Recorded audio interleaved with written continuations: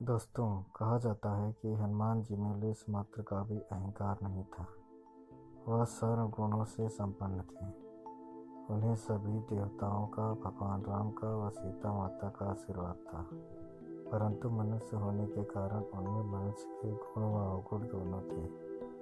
धीरे धीरे उन्होंने सभी पर विजय प्राप्त कर ली। जैसे बचपन में सूर्य को फल समझ के खाने का हक, परंतु बड़े होने पर उन्होंने हक नहीं किया।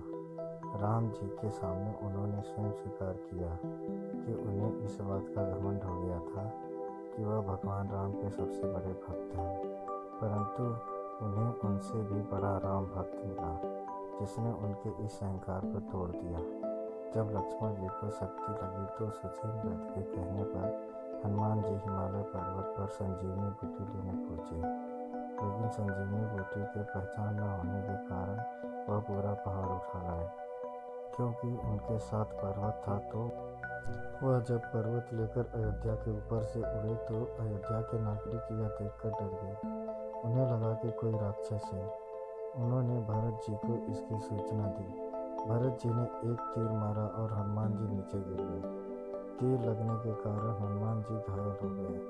वह भगवान राम के नाम का जाप करने लगे। भरत जी को अपनी भूल का एहसास हुआ कि उन्होंने गलती से किसी राम भक्त पर तीर चला दिया है। उन्होंने हनुमान जी से क्षमा मांगी। तब हनुमान जी ने उन्हें पूरी घटना का वृतांत सुना दिया। भरत भी युद्ध में शामिल होना चाहते थे, परंतु वह अपने वचन से बंधे हुए थे। उन्होंने हनुमान जी को एक तीर पर बैठाया और पर्वत समेत लंका पहुंचा दिया। जब वह संजीवनी लेकर लंका पहुंच गए और सुसेन वैद्य ने लक्ष्मण जी को संजीवनी बूटी दी तो उनके स्वास्थ्य में आराम पड़ गया। तब हनुमान जी ने भगवान श्री राम से कहा, आपने मुझे संजीवनी बूटी लेने भेजा था या मेरा अहंकार तोड़ने के लिए भेजा था? हनुमान जी आगे कहते हैं, मुझे यह भ्रम था कि मैंने राम नाम का जाप करके आपको अपने बस में कर रखा है और मैं ही आपका सबसे बड़ा भक्त हूँ। लेकिन आज मुझसे भी बड़ा राम नाम जपने वाला भक्त मिल गया। भगवान श्री राम बोले, कैसे?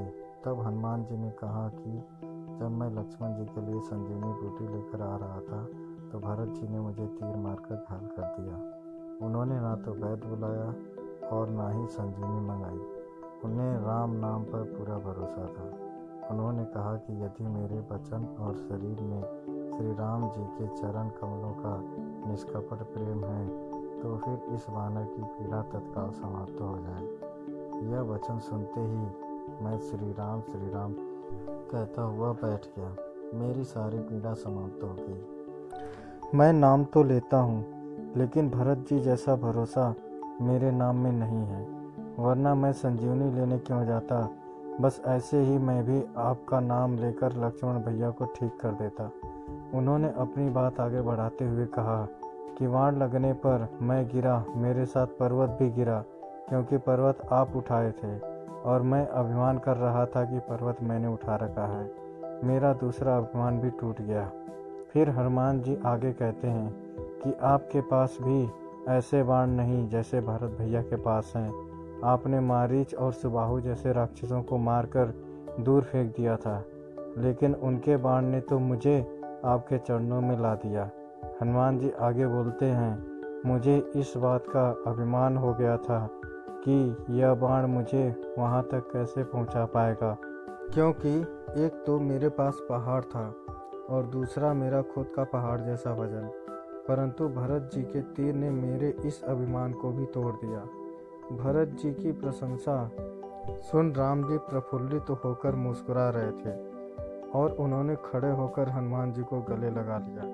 तब तुलसीदास जी लिखते हैं, रघुपति कीनी बहुत बड़ाई, तुम मम प्रिय भरत ही संभाई।